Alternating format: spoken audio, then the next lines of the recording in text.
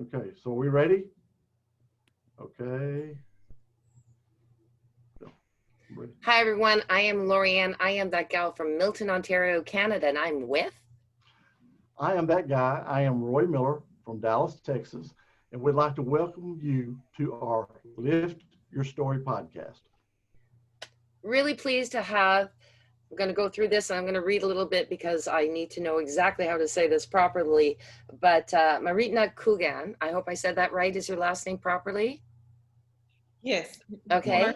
Martina. And she is the best known, she's best known as being a metaphysical monarch. So we're going to learn more about you. Thank you so much for being here today.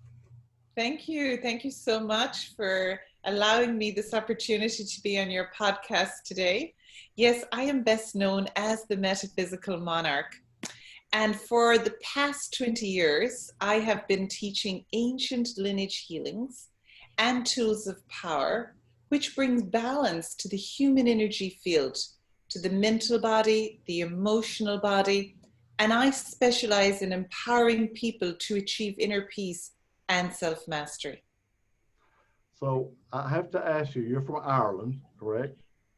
Yes, I was born in Ireland, and I grew up in a setting which was very beautiful, looks lovely on a postcard, but it was I actually grew up feeling rather trapped and rather suppressed and rather limited.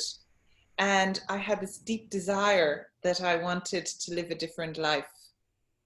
And I manifested that, and I won a lottery that gave me the ability to get a green card to live and work in the United States. So I spent 20 years living just outside New York City. Oh, wow, on the East Coast. Yes. Okay. Well, was that quite a change from Ireland? Oh, it was as far away. You know, I grew up in that place where you see on a postcard that had rolling hills, lakes, valleys, green fields. And you know, you'll see them with a couple of sheep in the distance. That was how I grew up for the first, era of my life. And then I went to New York City, and everything was alive and vibrant and buzzing and ran 24 hours a day, 7 days a week, 365 days a year. And no green rolling hills, no sheep. Yeah. I used to get excited when I'd see a tree. That's funny. Oh, I'm from the States, and there's no way I'd want to live near New York. But so how did you start your journey towards being a metaphysical monarch? How did that start for you? Yeah, well, growing up, I felt that suppression and that trapped inside, and I felt this sensation that I wanted to be something else. I wanted a different way. I wanted a different life. I didn't want to do the same thing that everybody around me kept doing. I wanted to break out of that. And then I went to the US. But what I, in my mind, thought was that if I get a different address, if I live in a different country, if I live away from all these people, then I'm going to be different. So I went to the US, and I knew nothing about metaphysics. I knew nothing about energy. I knew nothing about the systems that I work with today, which is the aura and the chakra system and being in alignment with your true authentic self. So when I showed up, I left all those people thousands of miles away from me. But I brought with me my programming. I brought with me my energetic system. I brought my chakras. I brought my aura. So I ended up repeating the same patterns and attracting the same things to my life because nothing changed inside of me. And I deeply desired change, but the change had to start with me. And I didn't know that at the time. You're absolutely right. I've done that a few times, tried to move away and see if I can just run away from my problems, but you always come back. And now I'm back home around all my problems, and you've got to resolve them. You really do. But I'm also around the people that I love. You can't run away from them either. Absolutely. Absolutely. Yeah, I wasn't going to say anything, but I was just thinking Lorianne's kind of in the same situation. She left, but all the baggage went with her. Mm. Baggage came back. So, and she's working on that change herself. Yeah. And, So from there, then I decided that obviously I had studied in the wrong field. So I was going to study psychology, and I did that. And then I studied gerontology, which is the care of seniors at the end of life. And then I started to work in a community that had some of the richest people that lived in the United States. And I really felt I have everything that I wanted. And I started to see and realize in these people around me that they were at the end of their life. They were in their 80s, their 90s, some of them were 100. And even though they had huge success in their physical and their business, and they had a lot of money, they had emotional problems. And I started to look at them. A lot of them did not have a lot of people around them. And I started to think, I don't want to end up like you. I don't want to have money and nobody in my life. I don't want to be home alone at the end of my life. So that triggered a quest inside of me to find, what is the balance? What is the harmony? Where does peace come from? How do you achieve inner peace? And I found this system where you go within and you clear and you release and you get everything to work in alignment to sustain you and to fulfill you. And I was very, very skeptical, let me say that. And I actually brought my partner with me because there was too many words that was used that caused me to be triggered. And I thought, well, I'll bring him with me because if something happens or goes wrong, at least it'll go wrong for both of us and he'll be able to explain it better than me. So that's how my spiritual journey began. And that made me even more curious because as I started to do for myself, I started to sense something, but I couldn't put it into a logical part of my mind. I couldn't get the formula. I couldn't get an equation, and I so desperately wanted that. And then the more I practiced it, the more I realized that I was changing from the inside, and the people that bothered me didn't bother me anymore. And I'll never forget, we went to Thanksgiving and I was with my partner and his parents, and we were down in Florida. And I remember, because we used to go every Thanksgiving, and we both got triggered by situations, and we'd bond on that. And then I had been doing this spiritual journey, and I had been clearing and releasing and letting go. And all of a sudden, these people didn't trigger me anymore. And it didn't matter where we ended up having lunch or what time it was at or what paper plates or plastic plates or dishes it was on. And I remember my partner saying to me when we were flying back, he was like, I don't understand what's happened to you. None of these things have pushed you or annoyed you. And you seem happy. This isn't fair. And that was like a golden moment for me because I thought, I do feel good. I feel better and I feel good about me. And you're right. I've had a great time. And that then gave me the momentum to continue and to keep doing for me, which is what then I started to get serious, and I thought, okay, I'm going to do this and I'm going to, do it for me. And I discovered that's where the change comes from within me. So you said you worked with the elderly. Just a quick aside, if you will. Sure. When you were working with those people, you said a lot of them were alone, right? So did any of them ever tell you, looking, at that stage, looking back on their life and not having people there, did any of them ever talk to you about the regrets they've had in their life? Yes, that's, as a lot of my work was helping them to resolve and to prepare for the transition, because I would only work with people for a very short period of time. And that was where all of our conversations went to, was,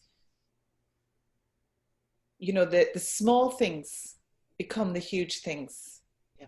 The phone call that wasn't made becomes the conversation that never happened, the relationship that never got resolved with siblings, with work colleagues, with neighbors, and then they transition, they pass, And they were left with that, and they were left with the disconnect, they were left with the imbalance, they were left with that void that they never got to resolve.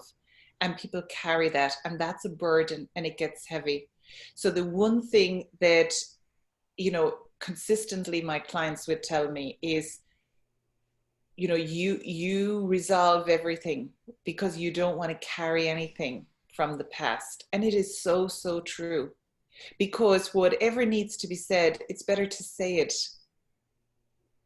and to say it correctly, and to communicate well, than to have these unclosed doors in your life, because they come back to haunt you and to hurt you, and you carry them, especially as we get older. And they always talked about, you know, the opportunities that they took.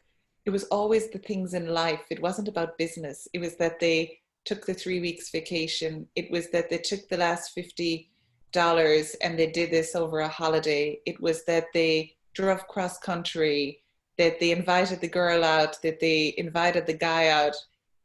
It wasn't about the business deal that they closed. It wasn't about going public on the stock market. It wasn't about selling their business for 1, 2, or 5 million. That was not the success in their life. It was those precious moments.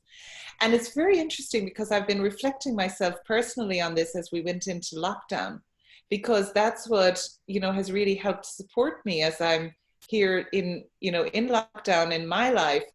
It's like I think about all the things I've done with friends, with family. That's what kept momentum and kept things alive in me. And this past January, I used my airline miles to have my best friend and her 2 kids come to visit for 5 days. And as a thank you, they made me a calendar at Walmart, and they posted it to me. And funny enough, it arrived, I mean, literally on like the 26th of February. And now I have this year-long calendar with pictures from their trip that I, you know, turn over the page every year, or every month, excuse me, for the year. And it's been so exciting because I'm looking at this and I was thinking, hey, I put that on my credit card and it gave me great excitement. And I made something come alive for somebody else that brought me great joy and happiness. And now it's served me all year long. That's beautiful.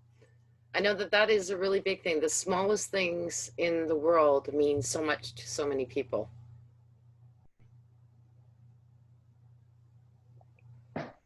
Absolutely. And it's those that we treasure, and it's those that we carry. And it's that what carries us through the many different events in our life, which sometimes, you know, we're globally having this moment together, but many times we have these times of aloneness by ourselves. And it's those reflections that help and support us. It's those that empower us. It's those that help us to fight physical illness, financial problems, different difficulties, that help us step up. So it's really important. We can't have regrets, and we've got to take every opportunity and make it a positive for us. Now, I'm very interested in, so when you talk about being the metaphysical monarch, what is your process? So, because I mean, it's like, you know, Roy said, I'm still carrying some of my baggage. I'm 58 years old. I'd really like to put that away. Some of it's a little harder than other ones. Forgiveness, I think, is a really difficult thing for people. Absolutely. Absolutely. And so if you can maybe share with people out there about that.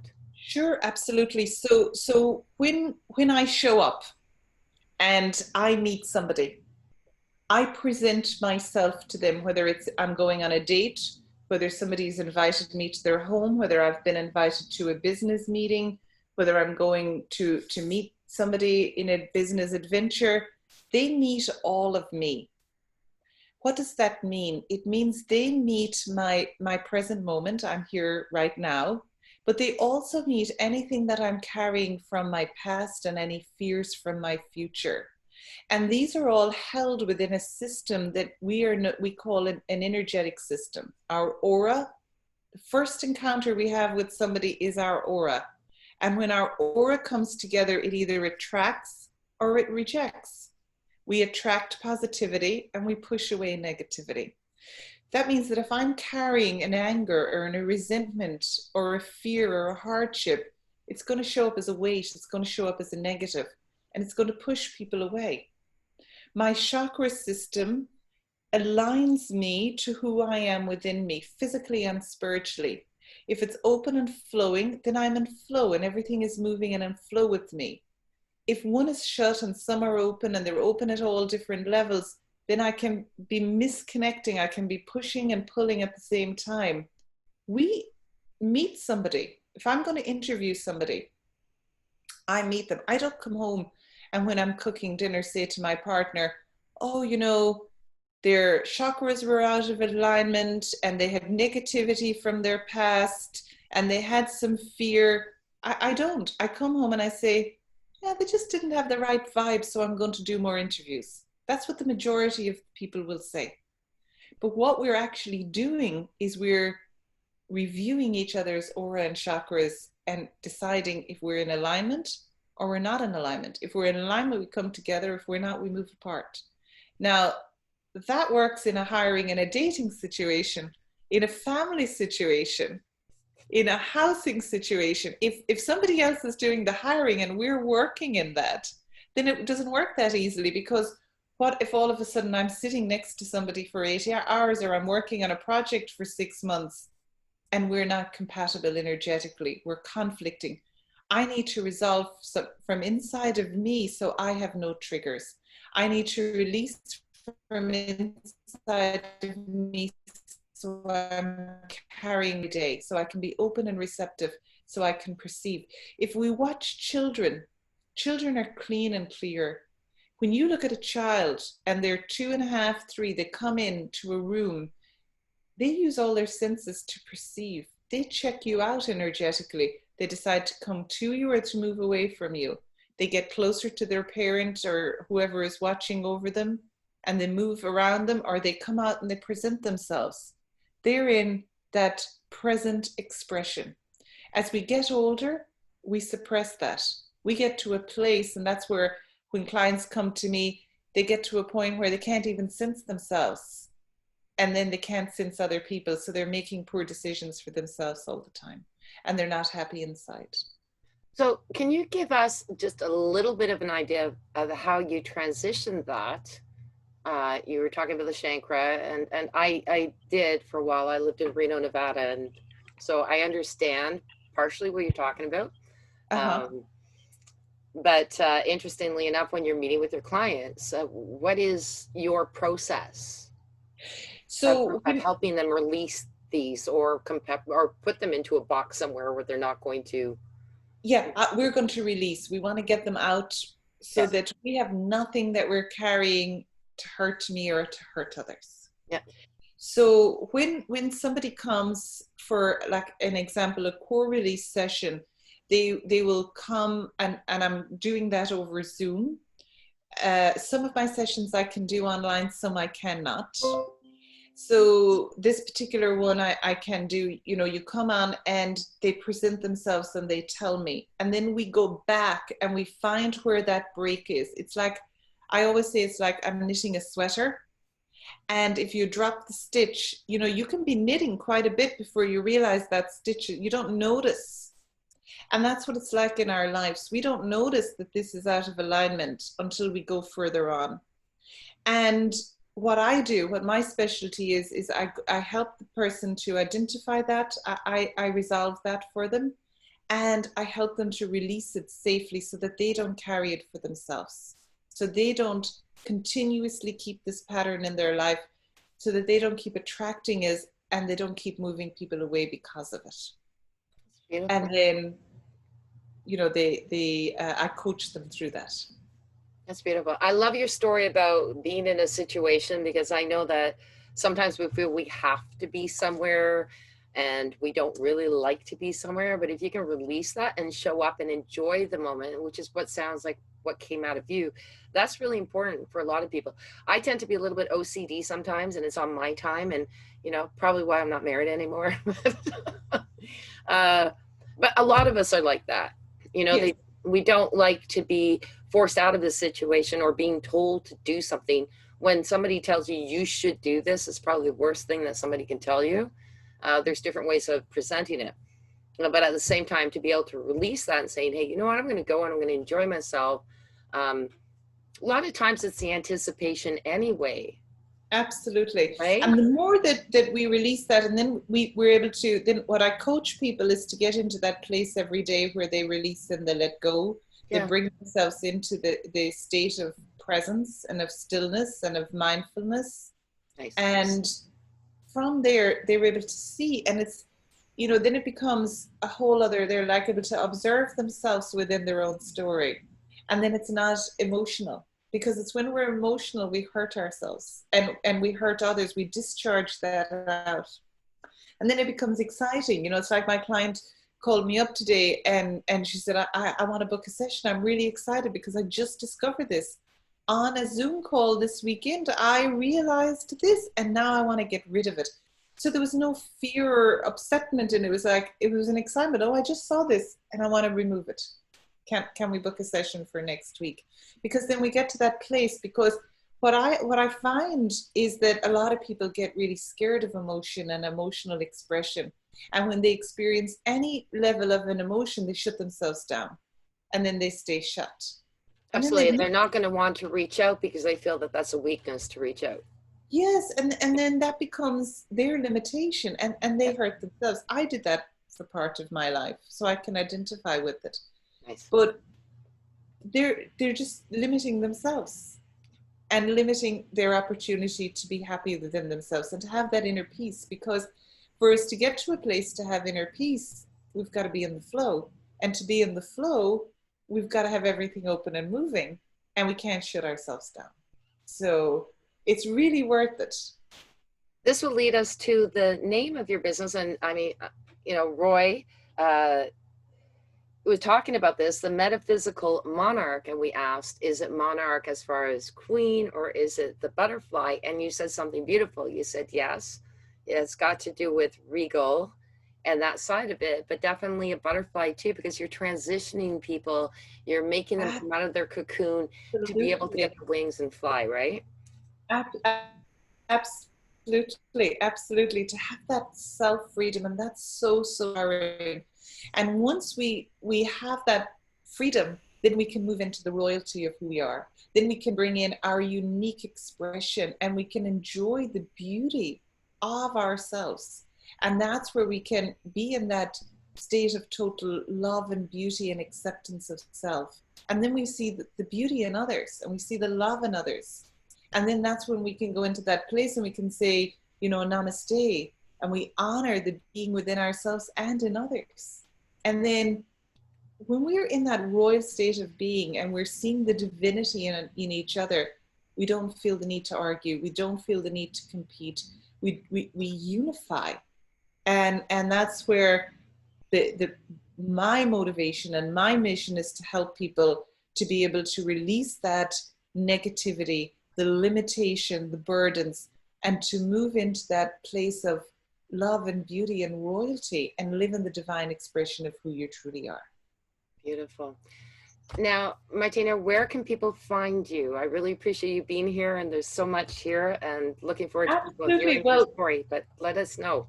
Absolutely. So, you know, this is a very personal journey for people. So everybody has a different place to start and a place to work. So to your listeners, I'm very happy to help. If anyone wants to email me, my personal email is martinacoogan@outlook.com. And then I have an online weekly event, a meditation, where I do different styles of meditation and releasing and letting go. And it's very simple. It starts very basically. And to your listeners and to you, as a thank you, I'd like to give you an opportunity to join that. And it's a free event. So you can come on and, you know, you can be on your Zoom, you can put on your camera if you feel brave. And if not, you can, you know, leave your camera off. I noticed that people have it off for a few weeks and then they turn it on. And when I did it, it was the same in person. People used to sit at the back of the room and didn't speak. And then they'd get closer to the front of the room and then they'd speak every week. And I noticed Zoom is the same. It's just cameras off. And you can find all of what I do, my events online and my meditations and my in-person training and programs on the advancedspiritualinstitute.com. Beautiful. We are going to list this as well because listeners, if they want to, we do have a biography of our wonderful guests, and in there we will also post that as well. Anybody wanting to get these connections, this will be on every Apple podcast, Google podcast. You can get it through, don't want to say her name because she's going to try and answer me, but she starts with an A, or the Google Echo.